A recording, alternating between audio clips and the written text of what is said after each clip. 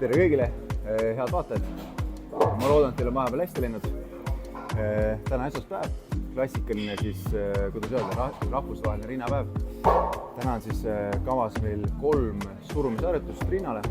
Ühe teeme õla tagaosale superseeriana ja lõppu siis teeme ühe superseeria veel bitsepsile ka.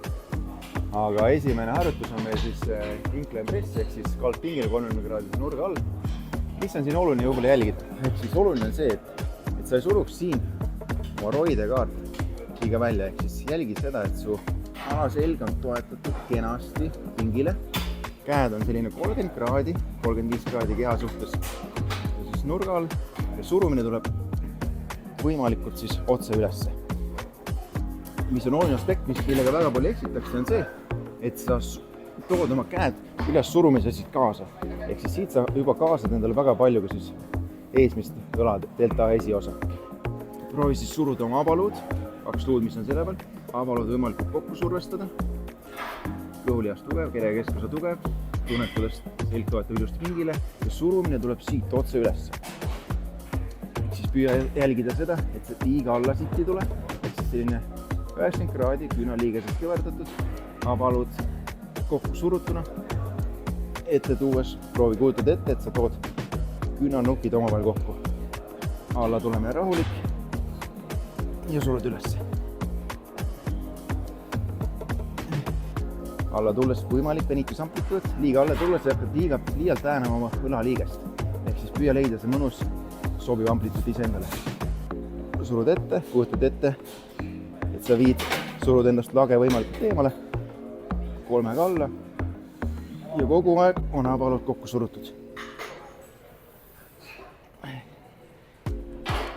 Venitusamplituud ja üleval pingutad. Ehk siis sõltuvalt sellest, mis raskusest välja lähed, on alati oluline, et vältida lihasvigastusi, ülekoormusvigastusi on soojendusseeria. Ehk siis kui sa tõesti lähed oma raskustega väga kõrgeks, siis kindlasti vähemalt 2 seeriat soojendusseeriaid alla.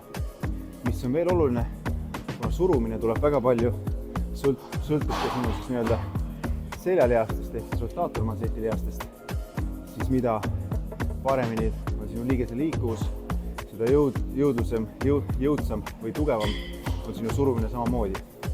Ehk siis väga palju ülekoormusvigastusi, mis tulevad, põhjustavadki rotaatormanseetilihased. Ehk siis nõrgad rotaatormanseetid, seda vähem jõudlust ja suurem vigastusoht. Ehk siis soojendusseeriana jälgida kindlasti ka seda, kui abalud on kokku surutud, siis alla tulles sinu küünaliiges on randmeliigesega kohakut, ehk siis sa tuled rohkem, avad siit rohkem laiusesse, tunned ise see venitusamplituud ära, mitte liiga sügavale, siis hakkad ju võlaliigest kõõlust väänema üles surumisel. Ei suru oma käisi siia täitsa ette, läheb dominantsiks juba jällegi delta esiosa, vaid abaluud on sellal kokku surutud venitusse ja siit eest tood oma küünaliigese visuaalselt püüa, siis kujutad ette, et sa tood seda kokku. Kui sinu surumise harjutuste puhul näiteks surumine rinnat või siis surumine õlat või sa tunned, et see on ebamugavustunne või valu, siis see tuleneb sellest, et sinu rotaatormanseetilihased on nõrgad. Et kindlasti sellele suurt tähelepanu pöörata. Aga töötame edasi. Mis on samamoodi veel üks oluline võti või printsiip, mida ma jälgin, on see, et see raskus, ehk siis mind and muscle connection, mida ma alati rõhutan ja mis on minu jaoks aastatega saanud selliseks suureks vundamendiks. Ehk siis oluline on see, et see oleks võimalik range of motion, ehk siis see liigutusamplituud, et oleks mõnus pingelihasest sees. Punkt number 2 on see, et oleks progressive overload, ehk siis mul oleks võimalik raskustega minna siis järk-järgult ülesse. Ja punkt number 3 on see, et see harjutuse tegemine, ta võiks ikkagi meeldida ka. Ta võiks olla iseenda jaoks selline just mugav sooritada. See alati ei ole oluline see, et sa lähed nende raskustega 40-50 ja annad ainult minna.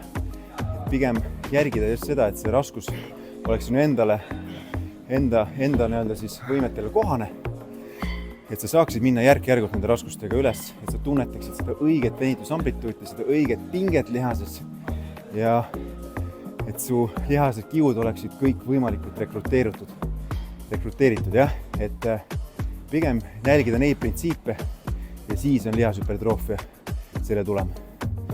Nii et pane endale kirja. Oleme tulnud siis treenažööride juurde. Miks treenažöör? Jällegi siin on see liigutusamplituud meil ette antud ja see masin, ma ei tea miks, aga ta meeldib mulle nii väga. Ma saan siin hästi hea liigutusamplituudi kätte.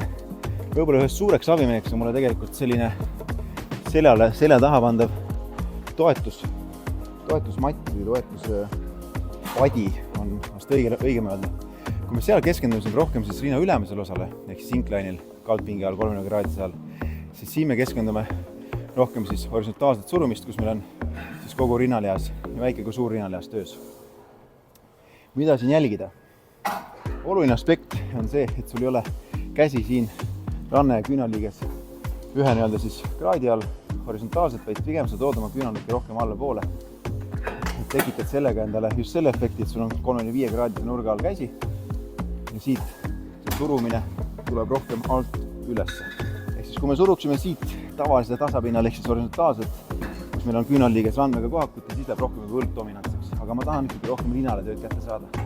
Seetõttu kujutan ette, jällegi jalgadega saad natuke suurestada ennast veel tooli, surud siit ette, jällegi avaluud omavahel võimalikult tugevalt kokku surutuna, rahulikult tood alla, lase venitusse ja paljane keakst, abimeheks küll. Ja siit surud jällegi ette. Kujuta ette, et sa tahaksid jällegi küünalukk omavahel kokku viia, libistada käsi omavahel kokku, sa aktiveerid sellega jällegi rinnalihase palju paremini. Tuled sa 3-ga alla, isegi 4-ga võid tulla, lase venitusse ja surud siit kokku.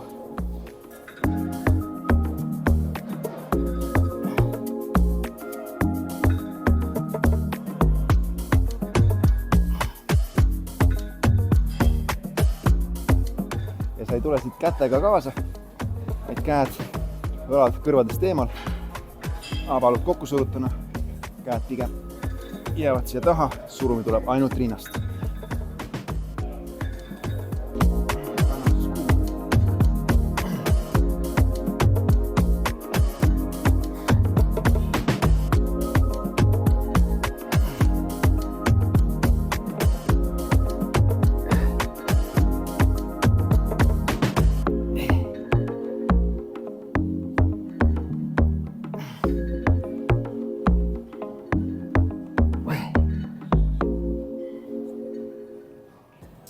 Okei, 2 surumisharjutust rinnale meil tehtud.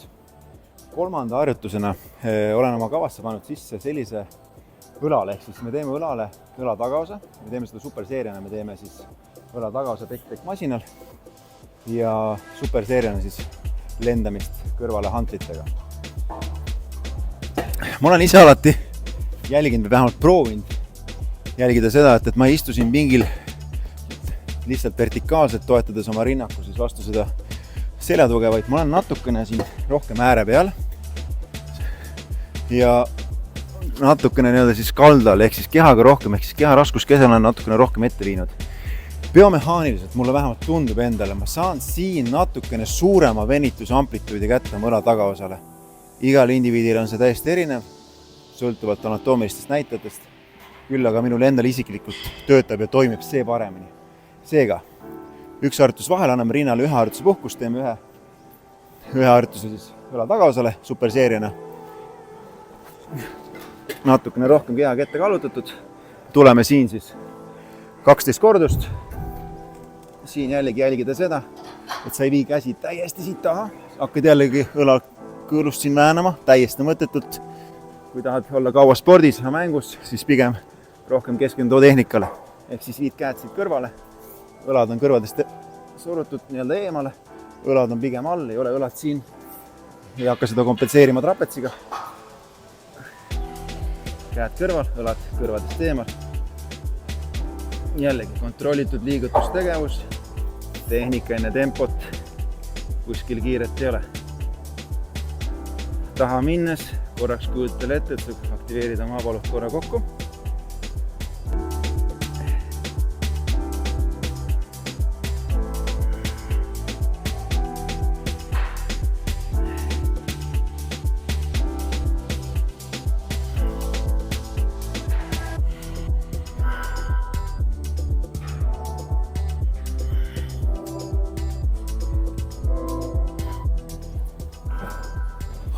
Väga hea pump. Anname natukene puhkust vahele, mõned sekundid ja tuleme siit siis delta keskosale lendamisega. Siis keha natukene ette kallutatud ja paneme siit maks reppidega. Kujuta endale ette, et sa kallutaksid siin, et hantel oleks nagu pudel ja sa tahaksid siit vett välja kallutada. Ehk siis küünaliiges on natuke kõrgemal kui ranne. Tehnikene tempot, pigem natuke väiksem raskus kui raske vigastus.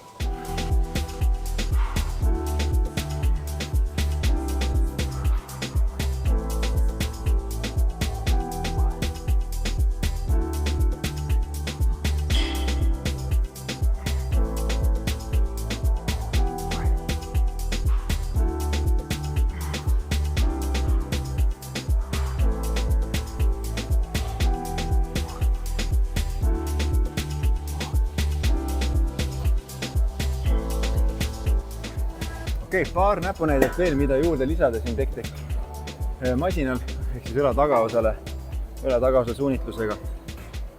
Mida võiksid jälgida? Tõin endale siia 2 sellist patte veel juurde, ehk siis üks padi, mis asetad siia alla, teine padi asetad sa siia siis rinnaku kohale, et ta ei ole sul siin kõrgemal, natukene madalamal siin just rinnaku kohal. Lähed kehaga võimalikult tahapoole pingi äärde, ehk siis ei ole siit liigalt oma selle tuharaga või tuharatega siis pingilt täiesti maas, vaid pigem kergelt toetad siis pingi äärele. Punkt number 2, et sa ei vajuks läbi siit läbi alaselja, ehk siis sellepärast ongi padjad just head, need aitavad sa seda toetada. Võid toetada oma lõua siis kergelt siia tooli äärele. Ja mis sa võiksid siin jälgida, ehk siis kui sa tood, õla tagasi tahab, on väike lihas, ehk siis väiksed lihas tahavad palju kordusi, palju seeriaid. Harjutuse puhul võiksid jälgida kuldset reeglit, kui sa tood neid käsi siia kõrvale, siis õlad on kõrvadest eemal, abalud korraks kokku surutud, kergelt see romblihas saab siin samamoodi oma töö kätte ja võib-olla kergelt ka trapets, eks ju, või päris kindlasti. Aga ette tulles, kujutan teile ette, et sa tooksid nagu banaanid, need käed tooksid kaarega, suure kaarega siia ette, ehk siis sa liigud siit kätega kaasa ette, tekitad selle võimalikult pika liigutusamplituudi ja tood siit käed kõrvale. Ehk siis kujuta ette, et sa tuled kaarega siit ette, liigud kätega kaasa ja siis tuled kõrvale.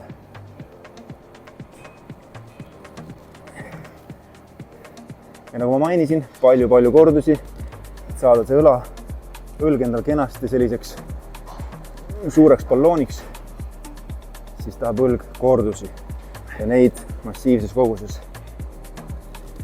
Tehnikene tempot, kuskile kiiret ei ole, kontrolli seda mind-muscle connectionit. See liigutustegevus on hästi kontrollitud. Tunnete, kuhu lihasesse, kuhu täpselt see koormus läheb.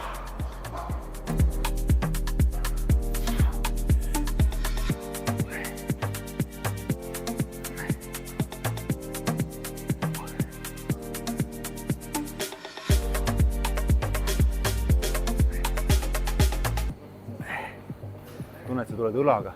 Sa töötad ainult õlaga, jah? Siis sul on ranne natukene madalam, kui sul on küünaliiges. Ainult õlg on töös.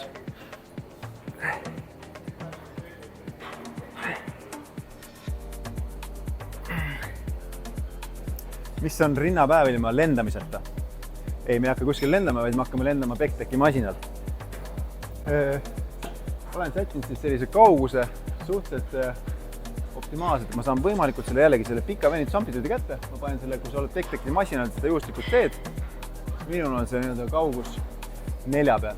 Jällegi, mugav asend, pingil sisse. Mis on põhiprintsiip, mida ma siin ise jälgin, et saada jällegi seda mõnusat venitusamplituudi kätte, siis see lendamine peaks tulema, et sul küünaliiges ei oleks siin allpool, vaid küünaliiges oleks pigem just see ülespoole viidud. ehk siis mis on siin oluline, on see, et see küünaliiges ehk siis küünalukk liigub rinna lihaskiududega ehk siis rinnalihaskiududega samal tasapinnal, samal trajektooril. Ehk siis saada siin just see pikk venitusamplituud kätte, sul on küünaliigest natuke kõverdatud ja ette tulles siin pikk venitusamplituud, ette tulles jällegi abalud üksteisest võimalikult kokku surutud ja siin aktiveerid jällegi rinnalihase. Küünaliigesega võimalikult pikka venitusamplituuti. Rinnalihas venib just küünaliigesega samal trajektooril ja ette tulles proovid jällegi viia oma küünanokid omavahel kokku ja aktiveerid rinnalihase. Tuleme siin 12 kordust.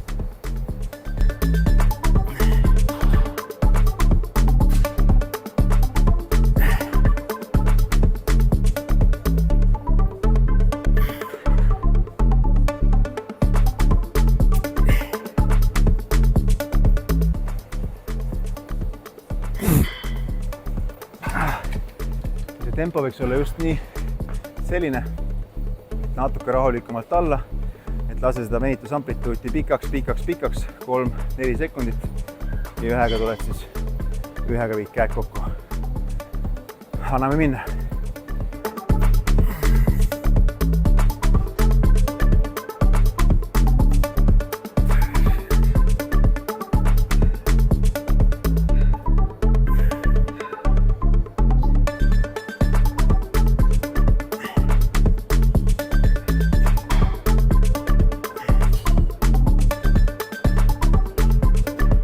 Kolm harjutust rinnale tehtud, üks õlale ja 2 harjutust teeme siis triitsepsile ka.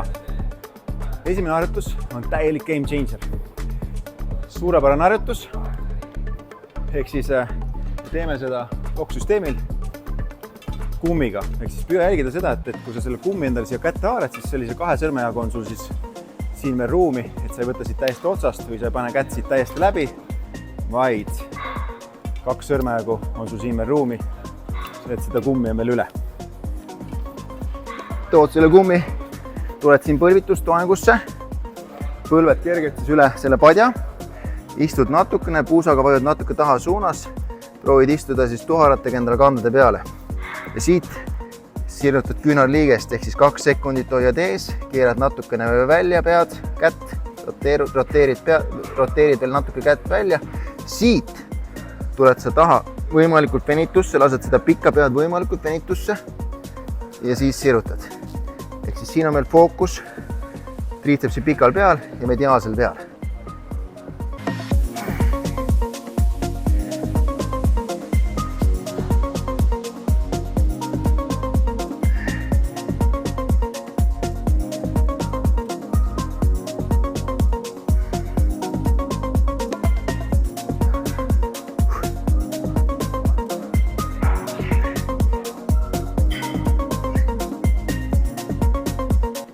Käed on võimalikult pea ligidal, siis käed ei ole siin nagu elevandi kõrvad. Käed võimalikult pea ligidal, ette sirutamisel hoiad sa 2 sekundit ja taha siis küünaliigese kõverdamisel lased sa siin võimalikult pikaks selle venitusamplituudi, et siis sa tekitad selle pikas peas võimalikult suure venitusamplituudi. 2 sekundit hoiad ja lased võimalikult pikka venitusse. Suuremane harjutus, triitsepsi pikale peale ja mediaalsele peale. Let's go!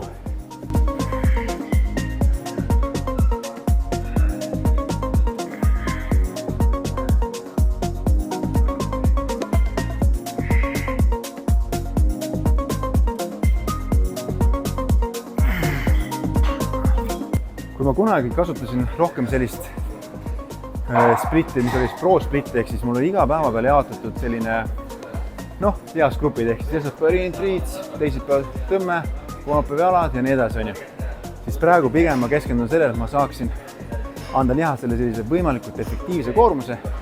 Küll ma ei pane kõike mängu ja siis ma nädalaga pean puhkama, sest mul on suured lihasgrupid väsinud, vaid pigem keskendun võimalikult efektiivselt ja ökonoomselt, et ma saan teha nädala lõpus full body treeningu ka, ehk siis kui mul esmaspäev on näiteks rind ja triitseps ja õlg üks vahel, siis teisipäev on mul tõmme, kolmapäev jalg, neljapäev kardio ja reede tuleb mul full body treening, ehk siis ma keskendun sellistele juurde viivatele harjutustele, kus mul on 2 suuremat lihasgruppi, ehk siis on mul surumine, on mul tõmme ja siis paar juurde viivat harjutust veel, siis olgu need jalad või siis õlale.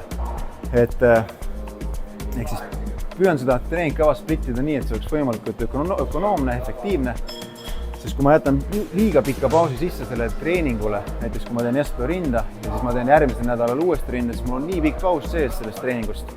Ma ei anna lihasele nii palju koormust ja seda lihase arengut kui sellist pigem ei tule. Ehk siis püüa oma treeningkava ehitada üles võimalikult efektiivselt, ökonoomselt ja struktureeritult. Okei, aga harjutuse juurde. Me tuleme siit tipid, tuleme siit 8 kordust ja siis kätekõverdusid peale. Me kallutame siit, et saada rinnale väike vint veel peale keerata. Me tuleme siis natuke kehaga ette kallutatud, ehk siis me ei tule siit vertikaalselt alla, kus me keskenduksime rohkem triitsepsile, vaid kehaga natukene ette kallutatud ja kaasame siit veel rinnalihase ka töösse. Alla tulles küünaliigesest täisnurk.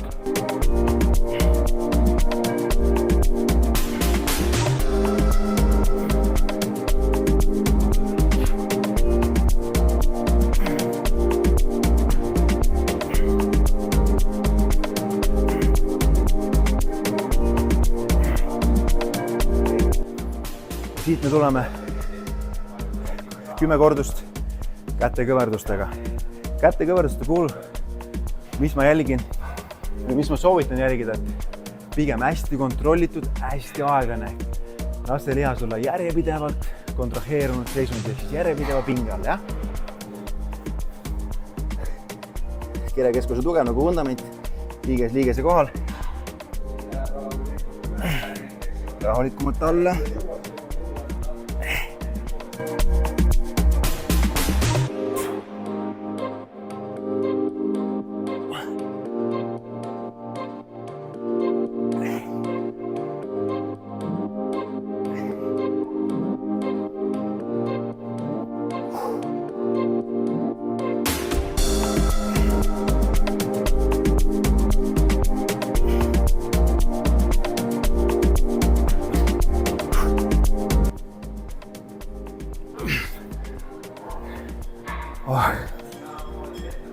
Päris hea pump, väga mõnus, toimib, töötab. Ma loodan, et tänane treening oli informatiivne. Saite natukene näpunäiteid, mida oma treeningutesse ka sisse põimida. Ja mis seal ikka? Ära unusta subscribe'ida, thumbs up, like ja kohtume juba järgmistes treeningutes. Tšau!